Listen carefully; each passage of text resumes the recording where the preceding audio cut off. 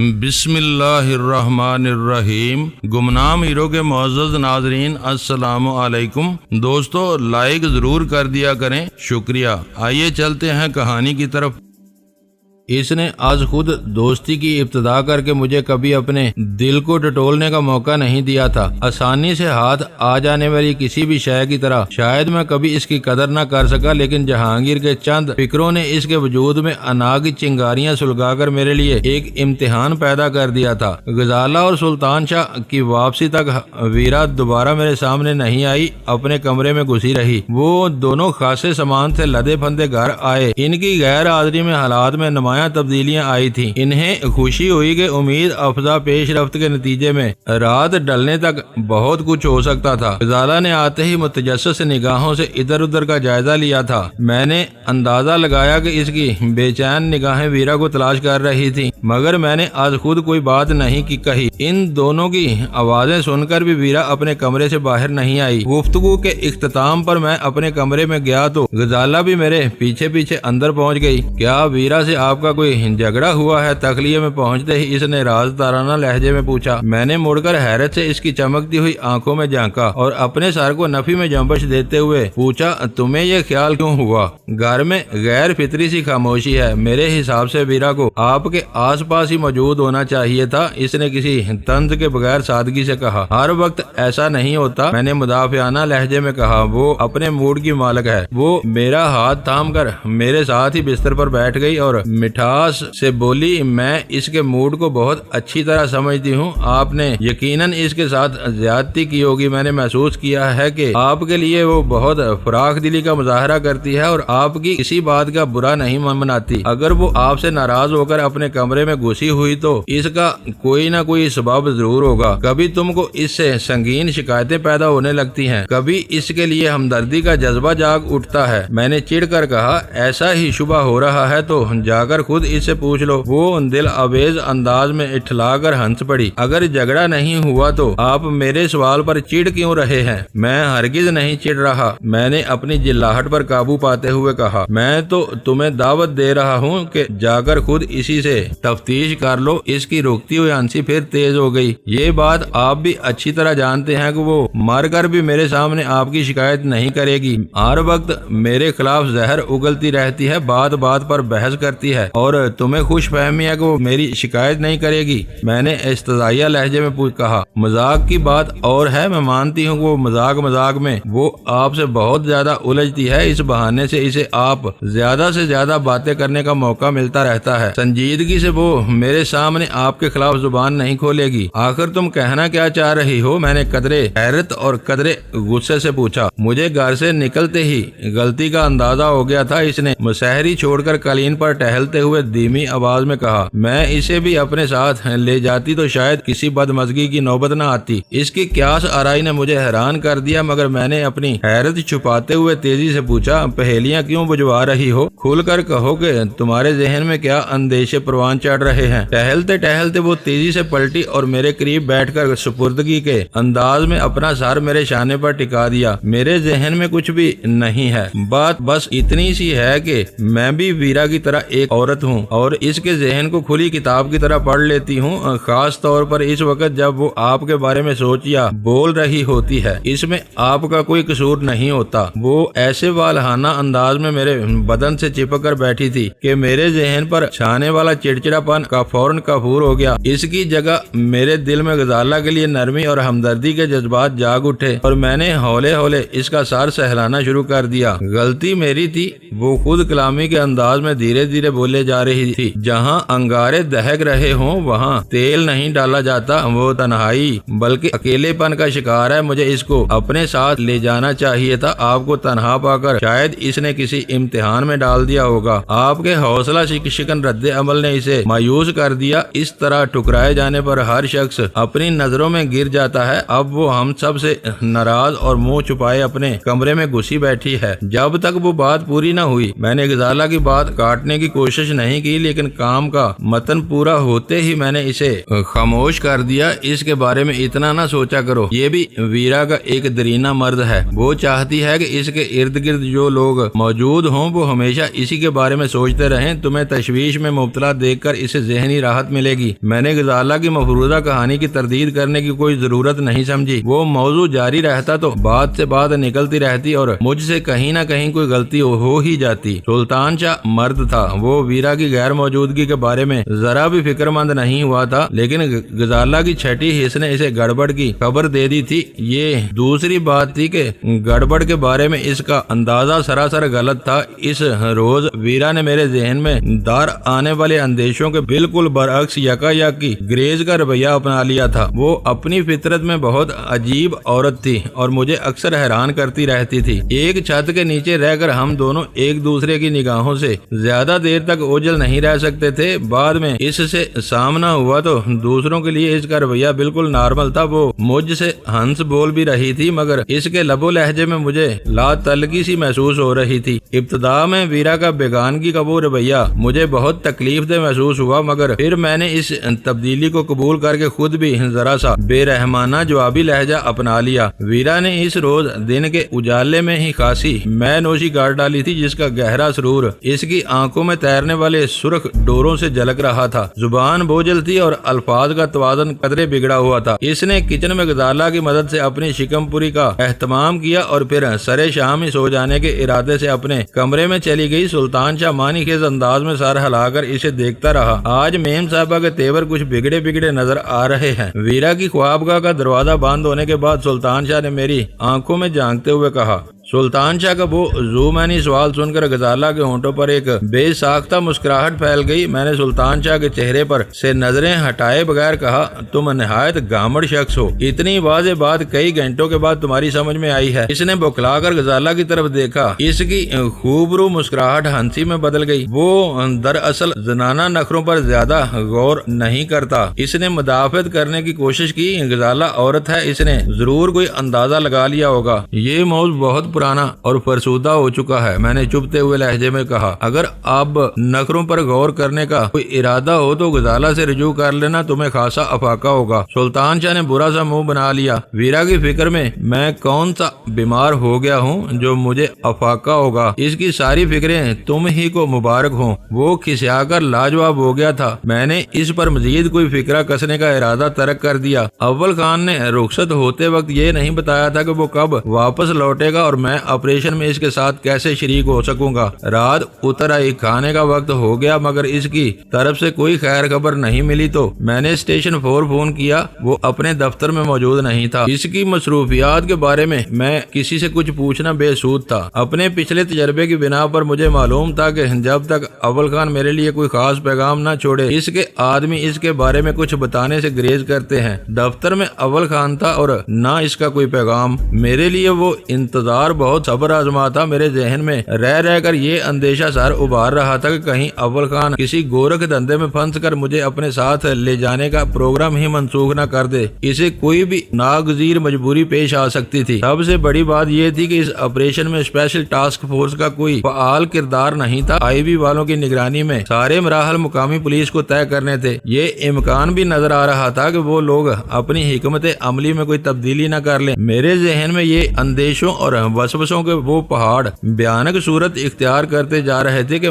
مجھے یہ یاد آیا کہ انٹیلیجنس بیورو والے پوری کارروائی کے نگراں تھے۔ انہیں 10 بجے والی پرواز سے کراچی پہنچنا تھا۔ ان کی آمد سے پہلے پروگرام میں کسی رد و بدل کی گنجائش نہیں تھی۔ وال کلاک کی سوئیاں 10 سے آگے بڑھ چکی تھیں۔ پرواز میں تاخیر نہ ہونے کی صورت میں آئی بی والوں کو ایئرپورٹ پر موجود ہونا چاہیے تھا۔ 11 بجے سے ذرا پہلے اول خان آ پہنچا۔ تھکن کے باوجود وہ بہت پرجوش نظر آ رہا تھا اور اجلت میں تھا۔ ڈینی شام سے تمہارے انتظار میں پریشان ہو رہا ہے۔ سلطان شاہ نے اسے دیکھتے ہی شکوہ کر ڈالا۔ دیر ہو رہی تھی تو کہیں سے فون ہی کر دیتے۔ اول خان نے خفگی سے اسے گورا اور اپنے لہجے پر قابو پا کر جواب دیا، میں کہیں بیٹھا گپ شپ نہیں لڑا رہا تھا، کاموں میں مصروف تھا۔ ڈینی کو معلوم تھا کہ 10 بجے بیرون شہر سے کچھ مہمان آنے تھے۔ ان کی بریفنگ کیے بغیر میں ادھر نہیں آ سکتا تھا۔ اول خان کا پیش کیا ہوا وہ اکلوتا جواز ہی ہر شکایت کا مسکت جواب تھا۔ میں میں نے اس بارے میں ایک لفظ بھی نہ کہنے کا فیصلہ کر لیا۔ وقت کم رہ گیا ہے، اس نے اضطراری انداز میں اپنی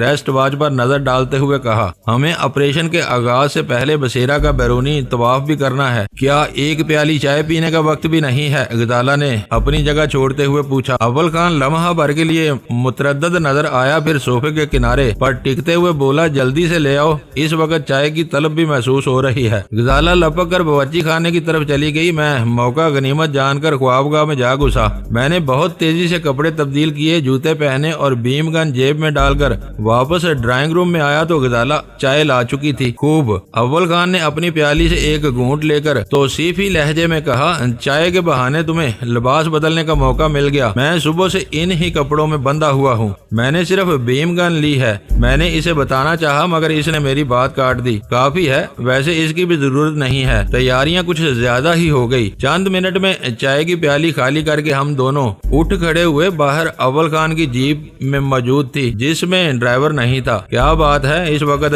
ویرا نظر نہیں آئی؟ اول خان نے جیپ کا انجن سٹارٹ کرتے ہوئے پوچھا۔ اس کی غیر حاضری ہر ایک محسوس کر لیتا ہے، میں نے ہنس کر کہا۔ آج اس کی طبیعت ناساز ہے۔ وہ تو ہونی ہی تھی، میں اسے ساتھ لے جانے کا وعدہ کر لیتا تو وہ حشاش بشاش رہتی۔ سڑکیں صاف ہیں، ہم ذرا سی دیر میں وہاں پہنچ جائیں گے۔ یہ بتاؤ کہ ہمیں کرنا کیا ہے؟ کچھ بھی نہیں، ہم آبزرور کے طور پر جا رہے ہیں۔ میری جیب پر ایک شناختی سٹیکر موجود ہے، کوئی بھی ہماری نقل و حرکت پر مزاحم نہیں ہوگا۔ پھر بصیرہ کا طواف کرنے کی کیا ضرورت ہے؟ میں نے سوال کیا۔ میں نے تمہیں بتایا تھا کہ بصیرہ کے 4 پھاٹک ہیں، ان میں سے 2 چھوٹے اور عملاً متروک ہیں۔ مین گیٹ رستم کے دوستوں اور ملاقاتیوں کی آمد و رفت کے لیے استعمال ہوتا ہے اور بہت پرشکوہ ہے۔ شاید تم اسی راستے سے وہاں آتے جاتے رہے ہو۔ چوتھا راستہ رہائشی عمارات سے قریب ہے، گھر والے اور ملازمین اسی طرف سے آتے جاتے ہیں۔ تم نے وہ عمارت دیکھے بغیر بہت کچھ معلوم کر لیا، میں نے اعتراف کیا۔ اہل خانہ کے استعمال میں رہنے والا راستہ بھی بہت کشادہ ہے اور گاڑیوں کی آمد و رفت کے لیے بھی استعمال کیا جاتا ہے۔ پولیس فورس کی زیادہ توجہ ان ہی 2 راستوں پر مرکوز رہے گی۔ اندر سے مزاحمت کی گئی تو ان پھاٹکوں کو توڑ دیا جائے گا، وہ متروک راستے سے فرار ہو سکتا ہے۔ میں نے شبہ ظاہر کیا۔ ادھر بھی نفری موجود رہے گی، اس نے یقین دلایا۔ آپریشن کو پوری طرح فول پروف بنایا گیا ہے۔ دوسری طرف ایسے کوئی آثار نہیں ہے کہ رستم نے بھاگ نکلنے کا کوئی منصوبہ بنایا ہو۔ گاڑیوں کی تلاشی کا سلسلہ جاری ہے۔ بصیرہ سے کسی غیر معمولی نقل و حرکت کی خبر نہیں ملی۔ اگر وہ مقابلہ کرنے کا فیصلہ کر چکا ہے تو اسے کسی غیر معمولی نقل و حرکت کی ضرورت نہیں ہے۔ وہ اپنے گھر میں محصور ہو کر کافی دیر تک فورس کو دور رہنے پر مجبور کر سکے گا۔ آج رات مجھے ویرا کی خواہش پوری ہوتی نظر آ رہی ہے۔ اول خان کو جیپ چلاتے چلاتے ایک مرتبہ پھر ویرا یاد آ گئی۔ وہ تو خواہشوں اور ارمانوں کی شہزادی ہے، تم اس کی کس خواہش کا ذکر کر رہے ہو؟ پنڈت منوہر لال کے ساتھ رستم کی سزا یابی آج وہ بری طرح مار کھائے گا۔ مجھے رستم کی اتنی زیادہ پرواہ نہیں، وہ ہمارے سامنے ہے، اس پر کسی بھی وقت ہاتھ ڈالا جا سکتا ہے۔ میری بس ایک ہی آرزو ہے کہ اتنی بڑی کارروائی کو ناکام نہیں ہونا چاہیے۔ پنڈت منوہر لال اسی عمارت سے ہاتھ آنا چاہیے۔ یہ خیال تم نے پیش کیا تھا، اس کے ملنے یا نہ ملنے کا انحصار ہم سب کی قسمتوں پر ہے، لیکن اتنا ضرور بتا دوں کہ رستم کے اطمینان نے مجھے وسوسے میں ڈال دیا ہے۔ ایسا نہ ہو کہ رستم کی انا کو پاش پاش کرنے کے بعد ہم پنڈت کی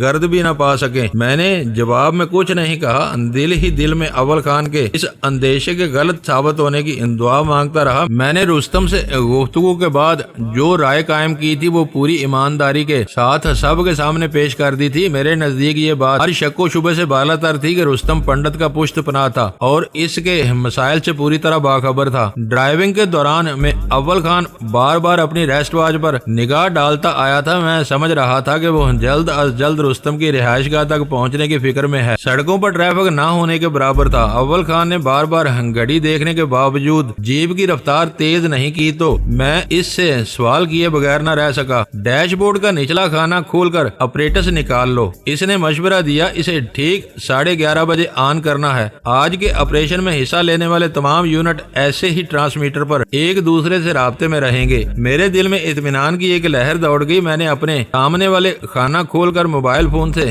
قدرے بڑا اپریٹس نکال لیا اور کہا۔ میرے ذہن میں ایک بے نام سی خلش تھی۔ اپریٹس دیکھتے ہی مجھے اس خلش کا سبب معلوم ہو گیا ہے۔ دوسروں کے ساتھ ہمارا رابطہ ضروری تھا، اس کے بغیر ہم کسی کٹی ہوئی پتنگ کی طرح خطرناک ماحول میں بھٹکتے بھٹکتے رہتے۔ آج رات کے لیے میرا پاس ورڈ چارلی ہے، ضرورت پیش آنے پر مجھے الفا نامی کسی اتھارٹی سے رابطہ کرنا ہوگا، اس نے ہنس کر مجھے آگاہ کیا۔ اس رات درپیش مہم کے بارے میں بیشتر نکات واضح ہو چکے تھے۔ ہم دونوں آپس میں باتیں کرتے ہوئے 11:30 بجے سے پہلے ہی بصیرہ کے نواب میں پہنچ گئے۔ ہم جس سڑک پر تھے اس پر پولیس کی کئی بختر بند گاڑیاں روشنیاں گل کیے سڑک کے کنارے کھڑی تھی۔ اول خان نے کسی پوچھ گچھ کے خیال سے جیپ کی رفتار کم کی تھی کہ دیو ہیکل آہنی گاڑیوں میں سے ایک ٹارچ چمکی۔ تیز روشنی کا حالہ ہماری آنکھوں کو چکا چوند کرتا ہوا لمحہ بھر کے لیے ونڈ اسکرین کے بائیں سرے پر رکا، پھر روشنی بند ہو گئی۔ رکنے کی ضرورت نہیں، چلے جاؤ، اندھیرے میں ایک باری اور تحکمانہ آواز گونجی۔ اول خان نے فوراً جیپ کی رفتار قدرے تیز کر دی۔ اس ذیلی سڑک پر پیش آنے والے تجربے سے میں نے اندازہ لگا لیا کہ بصیرہ کی طرف جانے والی ہر سڑک اور گلی میں مسلح مشینی دستوں کی بالادستی قائم ہو چکی تھی۔ میں اس سے پہلے بھی اسی راستے سے 2 مرتبہ بصیرہ آ چکا تھا اور دونوں بار میرا سفر رات میں ہی ہوا تھا۔ میں نے محسوس کیا تھا کہ اس رات وہ راستہ زیادہ تاریک تھا۔ رستم کے خلاف ایکشن کی رازداری کے لیے اسٹریٹ لائٹس روشن نہیں کی گئی تھی۔ جیپ کے ہیڈ لیمپس کی روشنی میں رستم کی رہائش گاہ کے احاطے کی فصیل جیسی دیوار نظر آنے لگی۔ اس کا پھاٹک بند تھا۔ داہنا موڑ کاٹتے ہوئے ہم دونوں نے ہی محسوس کیا کہ اندر سناٹا تھا۔ کچھ دیر کے لیے گیٹ پر پڑنے والی روشنی کو اندر والوں نے معمول کا ایک حصہ سمجھ کر کوئی اہمیت نہیں دی تھی۔ بصیرہ کے احاطے کے ساتھ ساتھ اول خان کی جیپ بائیں طرف ایک شکستہ سڑک پر مڑ گئی۔ چند ثانیوں بعد اس عمارت کا ایک چھوٹا اور متروک پھاٹک گزرا۔ جیپ بڑھتی رہی۔ اس عمارت نے علاقے کا ایک بڑا رقبہ گھیرا ہوا تھا اور اس کے چاروں طرف نیم پختہ یا پختہ راستے موجود تھے۔ عقب میں گھریلو استعمال والا راستہ تھا۔ دوسری بغلی دیوار میں چوتھا پھاٹک ویران پھاٹک بند تھا۔ رستم کی وسیع رہائش گاہ کا طواف کر کے ہم دوبارہ مین گیٹ کے سامنے سے گزرے اور اول خان نے تاریکی میں ایک جگہ جیپ روک کر انجن بند کر دیا۔ بظاہر سب انتظامات مکمل ہیں۔ اول خان نے اپنی ریسٹ واچ کے روشن ڈائل پر ایک نظر ڈال کر پر اطمینان لہجے میں کہا، لیکن وہ سب اصل ہدف سے دور ہیں۔ عمارت کے آس پاس کسی کا سایہ تک نظر نہیں آ رہا۔ آپریٹر آن ہو تو پتا چلے کہ ادھر کیا ہو رہا ہے۔ میں نے پہلو بدل کر کہا، چاہو تو اسے آن کر لو، سسٹم ٹھیک 11:30 بجے کام شروع کرے گا۔ اس ڈیڈ لائن میں اب 1 منٹ سے قدرے زیادہ وقت رہ گیا۔ میں نے آپریٹر آن کر دیا۔ جیپ کے کیبن میں ہلکا ہلکا ریڈیائی شور گونجنے لگا۔ اس شور میں کوئی بھی انسانی آواز شامل نہیں تھی۔ سب کچھ طے شدہ پروگرام کے مطابق ہو رہا ہے۔ میں نے تعریفی لہجے میں کہا، وقت کی اتنی کڑی پابندی کا تصور عام شہری اداروں میں مفقود ہے۔ ہدف اہم ہو تو وقت کی پابندی ناگزیر ہو جاتی ہے۔ مختلف سمتوں سے پیش قدمی کرنے والوں کو اپنی ٹائمنگ کا خیال رکھنا پڑتا ہے۔ Alpha calling formations. ٹھیک 11:30 بجے آپریٹرز ایک پرسکون آواز ابری۔ مختصر الفاظ میں نمبر وار ہر کمانڈر رپورٹ دیتا چلا جائے۔ اوور۔ پہلی رپورٹ لیڈنگ گروپ کی طرف سے تھی۔ باری باری مختلف آوازوں نے الفا کو پیغامات دیے۔ وہ اپنی اپنی جگہ بالکل تیار اور اگلے حکم کے منتظر تھے۔ ایک موڑ سے آگے پیچھے 2 تیز رفتار گاڑیاں نمودار ہوئیں۔ ان کی تمام نشستیں آباد تھیں۔ ان کے اگلے بمپروں پر وائرلیس اینٹینا کے اونچے تار لہرا رہے تھے۔ دونوں گاڑیاں اس عامدار سڑک پر آگے جا کر ہماری نظروں سے اوجھل ہو گئیں۔ نقل و حرکت شروع ہو چکی ہے۔ میں نے خاموشی توڑنے کے لیے تبصرہ کیا، بس کاؤنٹ ڈاؤن شروع ہو چکا ہے۔ پنڈت منوہر لال کو زندہ ہاتھ آنا چاہیے۔